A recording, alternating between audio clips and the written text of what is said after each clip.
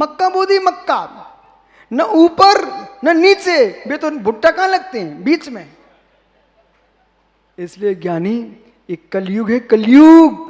इस काल में संभल के सोच के बोलना कि हम गुड़ गुड़ देखते हैं, तो आदमी की बुद्धि को देखना चाहिए।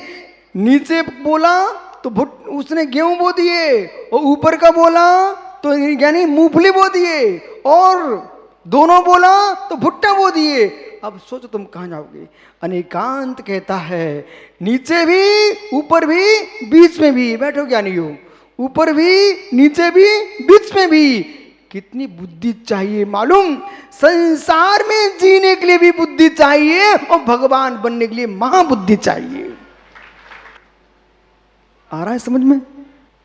आपको खड़ा होना पड़ेगा, महाबुद्धि चाहिए। इधर देखो पंडित जी, बुद्धि काम करा रही थी कि कुछ क्षेत्रों में दान नहीं देना, सुक्षेत्रों में दान देना, ये बुद्धि बोल रही थी। वो महाबुद्धि कह रही है, जो तुम्हारा है ही नहीं है तो दान किसका दोगे, अपने परिणाम संभालो।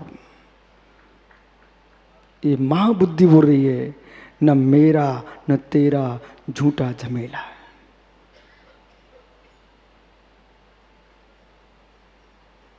गात मात परिग्रह से भी जिस दिन मृत्यु हो जाएगी, पंडित साहब, उस दिन महाबुद्धि काम करेगी। धन धरती छोड़ना सरल है, देह का ममत्व छोड़ना और यश का लोभ छोड़ना एक महातपस्वी का काम है। जब तक यश का लोभ रहेगा तब तक महाबुद्धि काम नहीं कर रही। यश का लोभ बहुत खतरनाक है। यश के लोभ ने कितने देश में पार्टी बना दी, यश के लोभ ने कितने नए नए संप्रदाय बना दिए, यश के लोभ ने कितने पंथ बना दिए। यश के लोभ में पिता पुत्र को नहीं देखता, पुत्र पिता को नहीं देखता।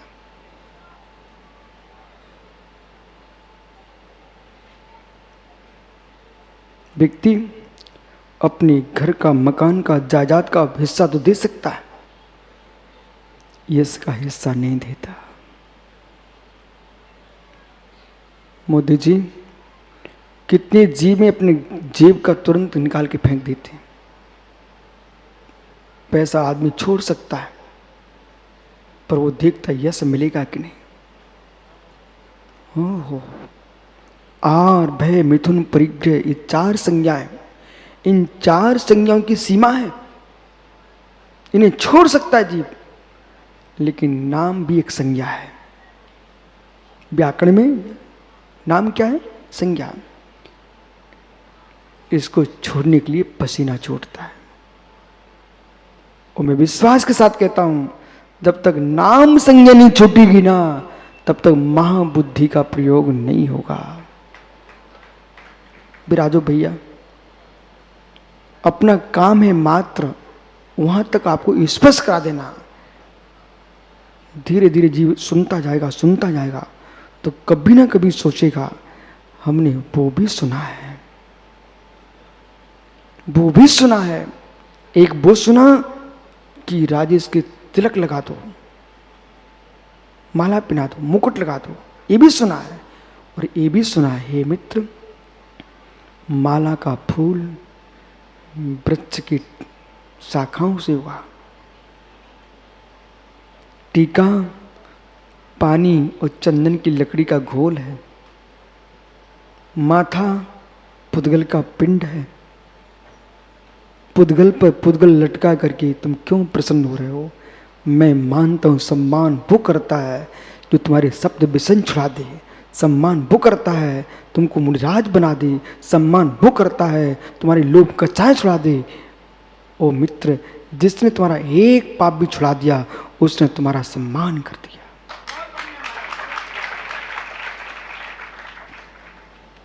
अवक्ष खाना अवच्य पीना छुड़ा दिया है, ये आत्मा का सम्मान है, सम्मान है। वो कमल जी आए पाटनी दुर्ग से, अपने दामाद को सोने की चैन दे के चले गए। कह रहे थे हमने सम्मान कर दिया अपने दामाद साहब का, कुंवर साहब का, बेचारा प्रतिदिन मेरे पास बैठता था, स्वाध्याय सुनता था। ये 50 तोले की चैन और लटका गए और उसका तो आनी बंद हो गया। बोले सम्मान कर गए, सम्मान हो गया, सम्मान।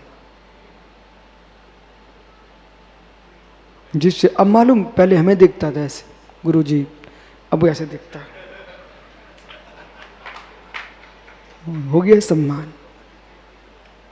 मित्र, मत करो ऐसा सम्मान जिससे हो जाए आत्मा का अपमान।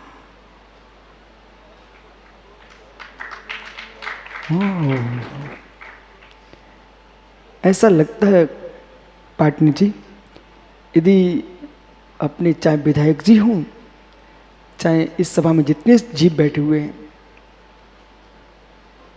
एक सप्ताह सुन ले पूरा इकट्ठा एक साथ, इन सारे के सारे विचारों का जीवन बदल जाएगा।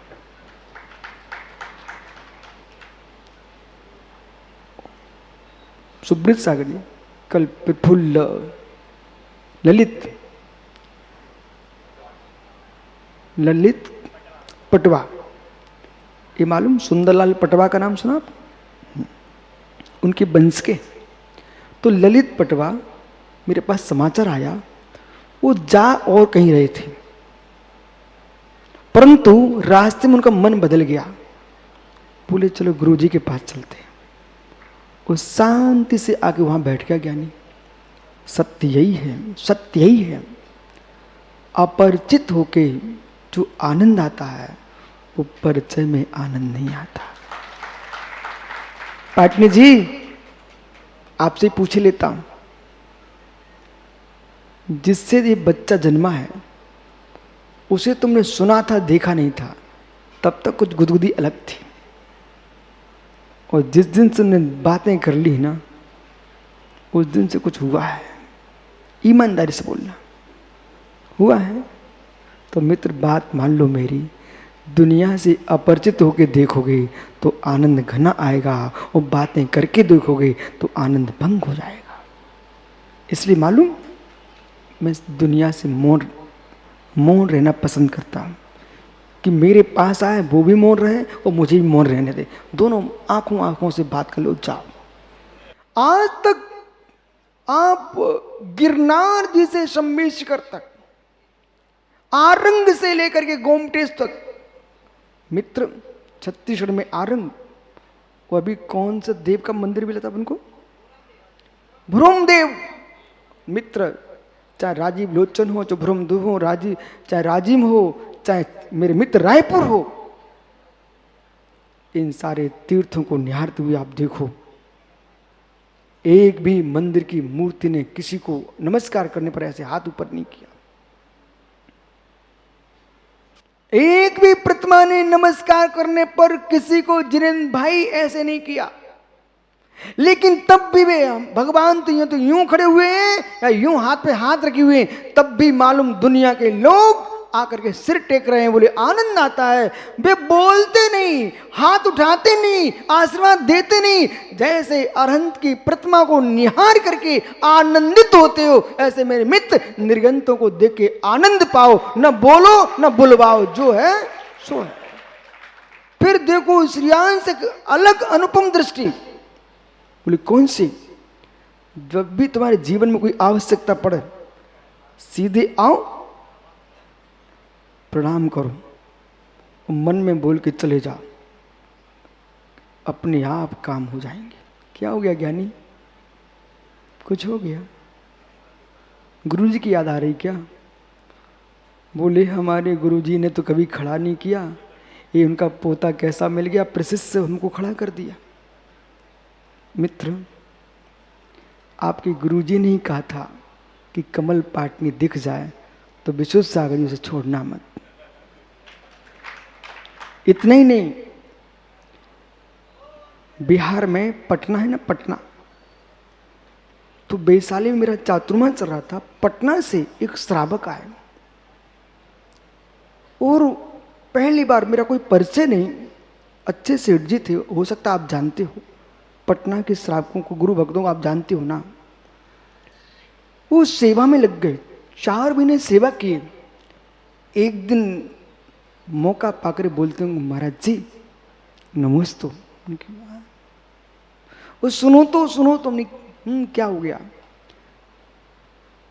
मैं तो गुरु का आदेश का पालन कर रहा हूं। सुब्र सागर याद है?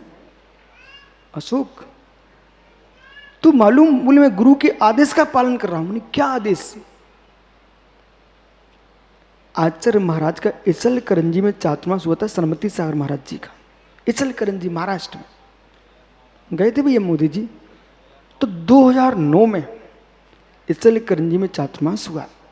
वो पटना का श्रावक वहां पर दर्शन करने गया, उनका भक्त था। तो पता नहीं क्यों इस शब्द को सुन करके मेरा रोम रोम पुलकित हो गया, शरीर में रोमटे खड़े हो गए मोदी जी। जब वो पटना का श्रावक हमसे कहता महाराज जी हम अपने गुरु की आज्ञा का पालन कर रहे हैं। हमने क्या कि भाई हमारे बाद आप विशुद्ध सार की सेवा करना। क्यों? जिसके लिए आचार्य विराग सागर नहीं, आचार्य विद्यासागर, वर्धमान सागर, कुंतु सागर और सनमति सागर जैसा मासोपासी साधक, जब ऐसे गुरु मेरी चिंता में डूबे बैठे हों तो फिर विशुद्ध सार को चिंता करने की क्या आवश्यकता है? बोले इचर कंजी में 2009 में गुरुजी ने कह दिया था कि आप उनकी सेवा का ध्यान रखना। तो मालूम जैसे मैं बिहार में प्रवेश किए वो सेवा में लग गए। इसलिए भाई अनेकांत से आज बात कह रहा है, किसी से विरोध करके मत जीना।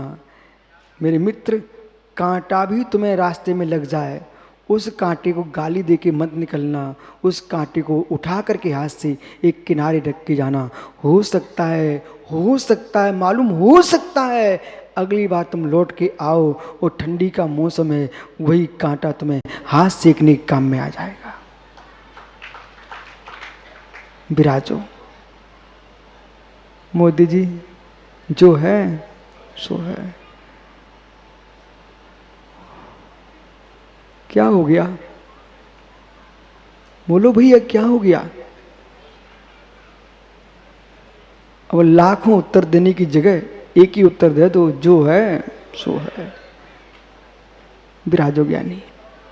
ओह एक मृद्धि यरो पच्चक अवरेज सद्भावो सवेशम स्वभावे काव्य हुईता भंगा। यहां पर क्या करें? वस्तु जो है एक धर्म के ग्रहण करने पर उसके प्रतिपक्षी जो दूसरे धर्म का जो ग्रहण अपने आप हो जाता है। एक धर्म ग्रहण किया, सियाद बात क्या हो रहा है, एक भंग ग्रहण किया तो दूसरा धर्म अपने आप खड़ा हो जाता है। दिन बोलिए दिन। तो दिन जब भी बोलोगे तो मस्तिष्क में अरे भाई दिन हो गया मतलब रात्रि गई, अरे भाई रात्रि हो गई मतलब एक पक्ष जब भी बोलोगे तो मित्र क्यों तुम व्यर्थ में खींचते हो? दूसरा पक्ष तो सुनील सामने खड़ा हुआ है। अब कोई कहता मैं निश्चय को मानता हूं, पागल आदमी है।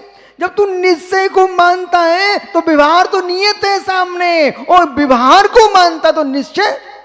सुनील बेट पुत्र खड़े हो जाओ, समय बहुत हो गया बेटा। ऐसा करिए आप जो है ना वो बुजुर्ग लोग बैठे उनको जय जयंत करके आओ, लेकिन सुन ध्यान से, अभी मत जा। दायां पैर बाहर करो तो बायां पैर मत उठाना, और बायां पैर उठा तो दायां पैर मत उठाना। जाओ जय जयंत करके आओ। बेटे समझ क्या बोला मैंने? दायां पैर उठाओ तो बायां वहीं रखे रहने देना, और बायां उठाओ तो दायां छोड़ के जाना। जाइए। क्या हुआ? ये बच्चा जा ही नहीं रहा, चलते नहीं बनता क्या बेटा?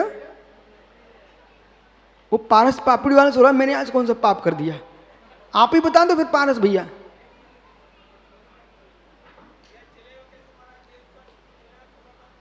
तो मित्र मुझे मत बताइए, अपने विधायक जी को बताइए और देश के नेताओं को बताइए और देश के धर्माचार्यों को बताइए कि एक पैर उठाएगा दूसरा अपने आप उठेगा, तभी आगे बढ़ पाएगा। इसलिए एकांत से धर्म नहीं चलेगा, अनेकांत से ही धर्म चलेगा।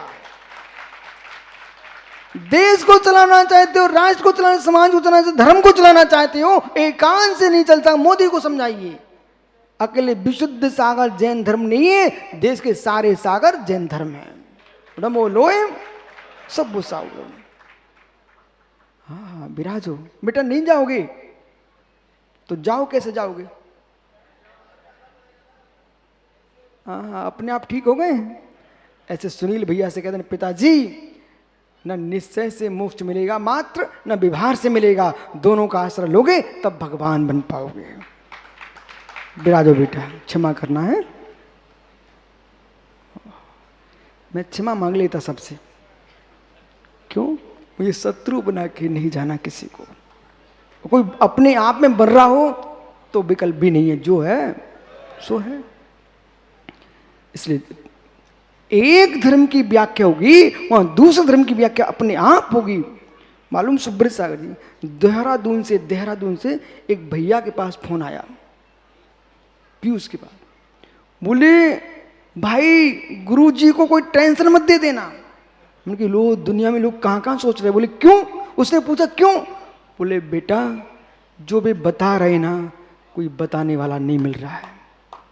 मैंने सोचा भाई मैं क्या बता रहा हूं, भगवान महावीर ने कहा, ऋषभ देव ने कहा, ऋषि मुनियों ने कहा, वो मैं बोल रहा हूं। मेरा क्या है, मैं तो कुछ भी नहीं हूं, दूसरे की वस्तु दूसरे को दे रहा हूं, ये सब पा रहा हूं। मेरा मैं तो जो हूं सो हूं। भैया मानो मेरी बात को, विधायक आपका ही पुण्य है। कोई ने कहा भाई विधायक सहयोग कर दो, कर देना तुरंत। बोले क्यों? अरे मुझे मिला है, न मेरा न उसका, भाग्य से मेरे श्रेय मिलना सो मिल जाने दो। अब कोई हमसे गुरुजी प्रवचन कर दो, मैं तुरंत कर देता। बोले क्यों? अरे वचन हमारा स्वभाव ही नहीं है, वो वचन बरगड़ा है, और बुद्धि जो है वो क्षोभसम है। मिली है तो मैं सुना देता हूं, बाकी मुझे मालूम है अपना ज्ञायक भाव मात्र मेरा है। जहां एक पक्ष होगा दूसरा पक्ष अपने आप होगा। दोनों ही धर्म वस्तु स्वाभाविक है, सभी वस्तु धर्म में सप्तभंगी का योजन करना ही चाहिए। पर ये तो पुनः चर्चा करूंगा। आत्मा स्वभावम परिभाव भिन्नम, आत्मा स्वभावम परिभाव। आत्मा का स्वभाव प्रभाव अत्यंत भिन्न महावीर स्वामी की